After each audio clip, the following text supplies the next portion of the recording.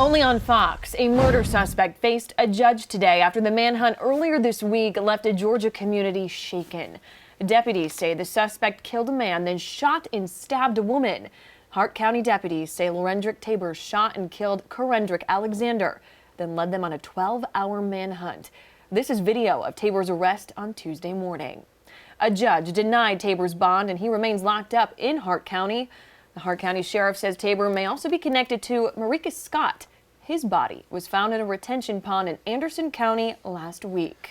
Only on Fox, a neighbor is talking about those terrifying moments as that scene unfolded outside his home Monday night. Fox Carolina's Brooklyn Cromer joins us live in the newsroom. And Brooklyn, you talked with several neighbors this afternoon in Hart County.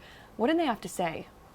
Well, as you can imagine, a pretty terrifying experience. I talked to two neighbors who tell me a woman ran to their homes covered in blood from multiple stab wounds. Now, both neighbors say they called 911 and thankfully EMS located her inside one of their homes. Those neighbors were too traumatized to go on camera and say it's a nightmare they've relived since it happened on Monday night.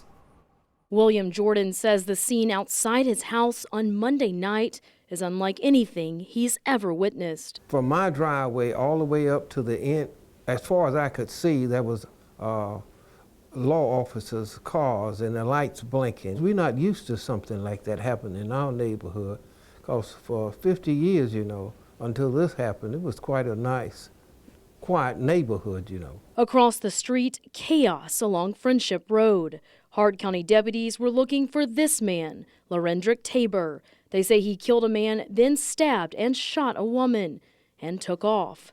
Jordan says he watched the manhunt unfolding outside his home. In fact, I sat right here in this chair here and looked out the window for a long time that night. We could hear the helicopters overhead and the law.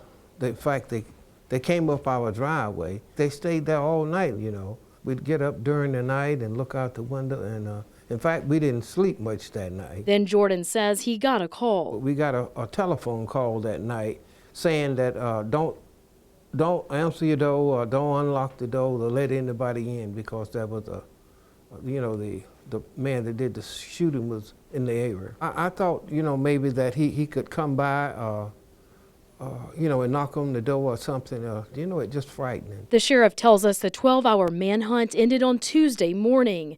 He says Tabor was armed at the time, but turned himself in peacefully.